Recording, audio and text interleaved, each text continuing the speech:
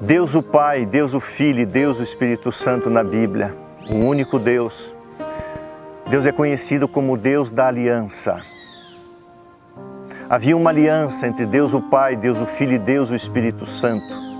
Um pacto, um acordo de que se o homem caísse, Deus enviaria o seu Filho para resgatar o ser humano, para reconciliar o mundo consigo. Depois que o pecado entrou neste mundo, Deus fez um pacto, uma aliança com o homem.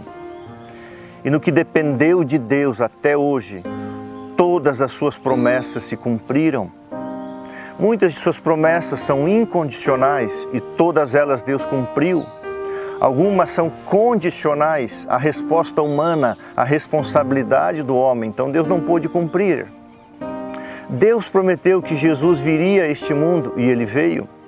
Deus prometeu que Ele viveria entre nós e Ele viveu. Deus prometeu que Ele morreria em nosso lugar e Ele morreu, perdoando os nossos pecados. Deus prometeu que Ele ressuscitaria e Ele ressuscitou. Foi prometido que Ele estaria ao céu, ao lado de Deus, como nosso sumo sacerdote intercessor. Ele está lá. A última de suas promessas, que falta se cumprir, o que diz respeito ao plano eterno, é a volta de Jesus em glória e majestade. Enquanto isso, o que o céu está fazendo? No pacto de Deus com o homem, Deus prometeu preparar um lugar, uma cidade, uma morada para você e para mim. Você lembra de São João 14, verso 1 a 3? Não fiquem tristes e preocupados. Na casa de meu Pai há muitas moradas.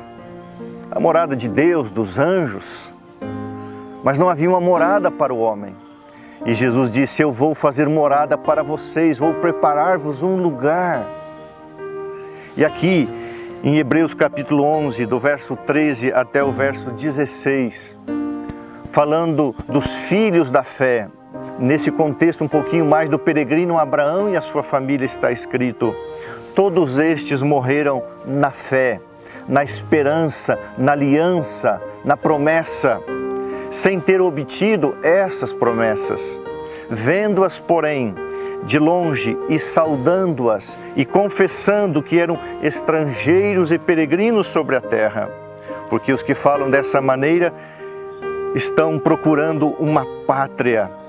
E se na verdade se lembrassem daquela de onde saíram, teriam oportunidade de voltar. Mas agora aspiram, desejam um país superior, uma pátria superior, a pátria celestial. Por isso, Deus não se envergonha deles, de ser chamado seu Deus, porquanto lhes preparou uma cidade.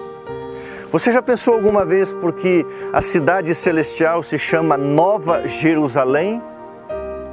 Porque antes do pecado não havia essa cidade. E quando Cristo foi ao céu, além de construir casas, Ele está construindo uma grande cidade, se é que já não terminou, a grande cidade de Jerusalém. Milhões e milhões de pessoas, uma multidão inumerável de filhos e filhas resgatados irão morar na cidade celestial, na Nova Jerusalém. Você já se imaginou morar num enorme condomínio fechado, cujas ruas são de ouro, as portas das casas são de pérolas? Você já se imaginou um momento em que você estiver em frente à sua casa na Nova Jerusalém? Estamos neste planeta. Eu não sei qual é o país que você vive, a pátria que você vive, se você vive num país diferente do qual você nasceu, se você migrou para algum outro país. O fato é que não importa onde vivemos no planeta Terra, em qual país, se você é um filho de Deus, uma filha de Deus, você e eu estamos aspirando, sonhando e desejando com outro país, uma outra pátria, a pátria celestial, o reino celestial, uma outra cidade, uma outra casa, uma outra moradia, um outro lugar, onde não haverá dor, sofrimento, morte, doenças, epidemias, pandemias, endemias, onde o pecado jamais entrará e a morte já não existirá. Assim, em Deus todas as coisas se farão novas. Muitos perguntam quando as coisas vão voltar ao normal. E eu pergunto, que normal? Que normal? Um mundo de pecado, um mundo de trevas, um mundo de injustiça, um mundo de erros, um mundo de calúnias, de injustiças, de mentiras, de engano, de difamações. O que nós estamos esperando? Ah, querido irmão, querida irmã, existe um novo lar para você, uma nova cidade. Uma cidade projetada pelo arquiteto celestial Jesus Cristo, o construtor e edificador Jesus Cristo. E a sua casa está pronta. E logo Jesus entregará a coroa de ouro, uma pedrinha branca com seu novo nome, a sua harpa. Jesus não vai entregar as chaves da sua casa, porque não haverá necessidade. Você apenas vai tocar nas portas de pérola, na porta de pérola da sua casa e vai entrar. E aí você vai morar na Nova Jerusalém, uma cidade construída para o homem, dentro de um pacto, de uma aliança, de uma promessa feita pelo Senhor Jesus Cristo, o nosso querido Deus, o nosso Salvador. Que Deus abençoe você. O que você mais aspira? Diz para mim o que este mundo tem para oferecer melhor do que isso. Qual é o fim de todas as nossas esperanças? Viver 80, 90 anos e tudo termina numa sepultura? Não, não, não, não. Nós aguardamos um novo céu e uma nova terra, aonde habita a justiça. Como Abraão e a sua família, nós somos peregrinos estrangeiros atravessando o deserto da vida, esperando a cidade celestial. Vamos morar nessa cidade por 1000 anos. E depois essa cidade descerá. E Deus então vai recriar a terra. E agora você, dentro do pacto de Deus, da aliança de Deus, terá a oportunidade de construir a sua casa, fora dos muros da Nova Jerusalém. Como todas as coisas são divino-humanas, a Bíblia é divino-humana, Jesus é divino-humano, você tem a sua parte a fazer também. Você vai plantar as suas verduras, seus legumes, seus cereais, seus nozes, suas frutas. Você vai cuidar dos animais e você vai construir a sua casa. E aqui na nova terra você terá 2 moradas, dentro do grande condomínio chamado Nova Jerusalém, onde você irá sábado após sábado, passar o sábado na cidade de Jerusalém. E durante os dias você passará no campo, junto à natureza, junto aos animais. E ali você terá a sua casa construída pelo seu gosto, pelas suas mãos, com o seu gosto pelas suas mãos. Que Deus abençoe você. Que nós continuemos confiando nesta promessa final, porque tudo que Deus prometeu em sua aliança Ele cumpriu, mas ainda estamos aguardando a redenção final.